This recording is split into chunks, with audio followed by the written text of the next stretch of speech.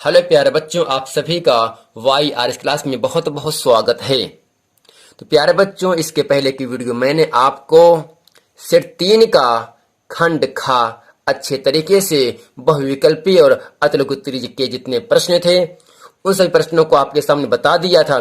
आज हम पढ़ेंगे सेट तीसरे का खंड का जो है आपका जीव विज्ञान है। इसे प्रश्न नंबर 9 आपसे कह रहा है, पहला खंड आपके सामने कह रहा है पराग कोश में होते हैं।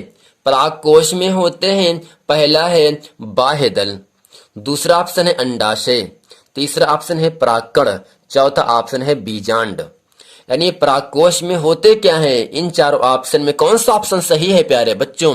बाह्य दल है या अंडाशय है या परागकण होता है या बीजांड होता है? तो प्यारे बच्चों, इन चारों ऑप्शन में ऑप्शन नंबर आपका तीसरा सही होगा। परागकोश में होते हैं, क्या होते हैं? परागकण होते हैं।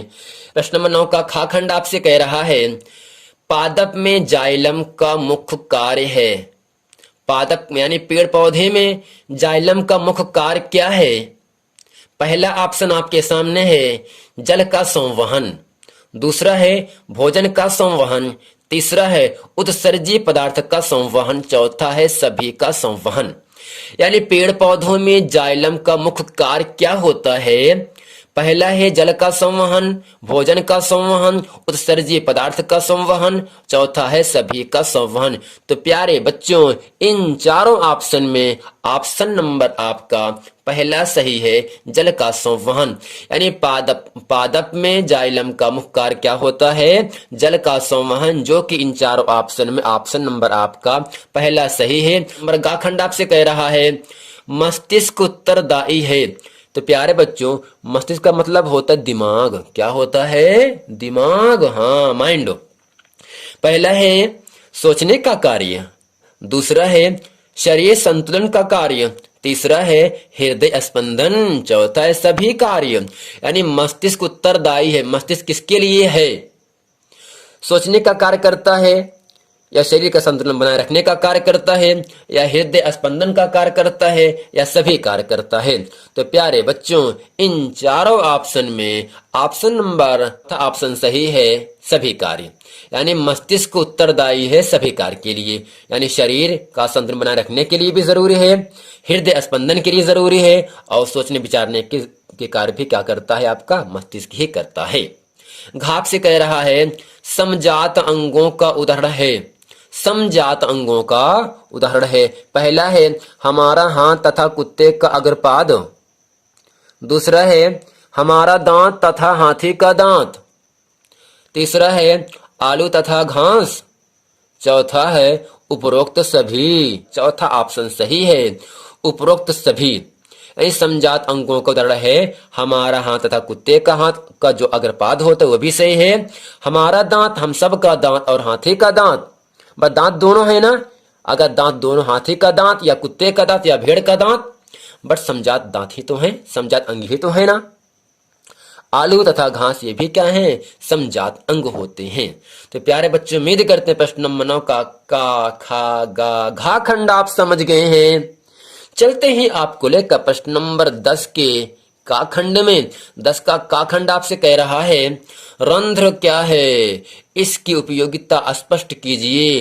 प्यारे बच्चे, प्रश्न आपके सामने कह रहा था अभी रंध्र क्या है, स्टोमेटा क्या है, इसकी उपयोगिता स्पष्ट कीजिए। तो इसका उत्तर आपके सामने है। इसमें हम लिखेंगे रंध्र प्लावी जलीय पौधों में बाह्य त्वचा कोशिकाओं से उभरी स्थिति में, मध्यांतभिद में समतल स्थिति में, और गैर मरूदभिद पौधों में धंसी हुई स्थिति में पाए जाते हैं। यानी जो रंध्र होता है ये आपका रंध्रप्लावी जलीय पौधों में, रंध्रप्लावी जलीय पौधों में बाह्य त्वचा मिस चमड़ी त्वचा कोशिकाओं से उभरे होते हैं, उभरी स्थिति में पाए जाते हैं, और यह मध्ययोधभिद में समतल समान स्थिति में और मरूदभिद पौधों में धंसी हुई दबी हुई स्थिति में रंध्र पाए जाते हैं। प्रश्न नंबर 10 का खाखंड कह रहा है दंत छड़ से क्या समझते हैं स्पष्ट कीजिए। जो प्रश्न आपसे कह रहा था दंत छड़ से क्या समझते हैं स्पष्ट कीजिए, तो इसका उत्तर आपके सामने है। इसमें हम लिखेंगे दंत छड़ जिसे अस्थि क्षय या छिद्र भी कहा जाता है एक बीमारी है। दंत छड़ क्या है प्यारे बच्चों? एक बीमारी है जिसमें जीवाणुविक प्रक्रियाएं दांत की सख्त संरचना को क्षतिग्रस्त कर देती हैं। ये ऊतक क्रमशः टूटने लगती हैं जिसे दंत क्षय अर्थात छिद्र, दांतों में छिद्र उत्पन्न हो जाता है। प्यारे बच्चों इसमें आपको इतना ही समझना है। दंत का मतलब दांत, छड़ का मतलब क्या होता है? नुकसान होना, गिरना।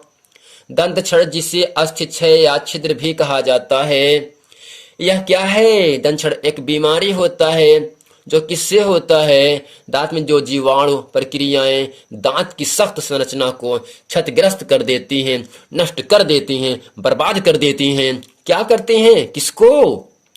अस्थि क्षय को क्या करते हैं? जीवाणु प्रक्रियाएं, जो जीवाणु होते हैं दांत में, वो क्या कर देते हैं? दंत छड़ को नष्ट कर देती हैं। ये ऊतक क्रमशः टूटने लगती हैं। जब टूटने लगते हैं तो हमारा दांत कमजोर हो जाता है और धीरे धीरे इंसान का दांत गिर जाता है। प्यारे बच्चों प्रश्न नंबर 10 का गाखंड आपसे कह रहा है प्रतिवर्ती क्रिया से आप क्या समझते हैं? इसका एक नामांकित चित्र बनाइए। तो प्यारे बच्चों प्रश्न आपसे कह रहा है प्रतिवर्ती क्रिया से आप क्या समझते हैं?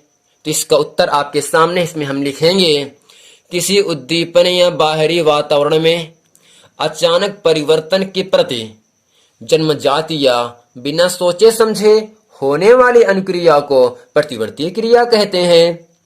जैसे भोजन को देखकर मुंह में पानी आना, धमाका या गाड़ी का हॉर्न सुनकर अचानक चौंक जाना, डर से कांपना आदि। यानी जब आप ऐसे भी समझ सकते हैं जब कोई गर्म वस्तु रहता है, जब आप उसको छूते हो, स्पर्श करते हो, तो आप बगैर किसी से पूछे आपका हाथ तुरंत पीछे की ओर मुड़ जाता है। यह क्रिया कौन सी कहलाती है? प्रतिवर्ती क्रिया कहलाता है। या जब कहीं आप रास्ते में जा रहे होते हैं, अचानक सर्प आ जाता है सामने, तो आप आगे ना जाने के बजाय आप पीछे चले आते हो। ये कौन करता है? यही क्रिया क्या कहलाती है? आपकी प्रतिवर्ती क्रिया कहलाती है। यानी भोजन को देखकर मुंह में पानी आना, अरे क्या मस्त मस्त भोजन बना है, मुंह में पानी आ जाता है।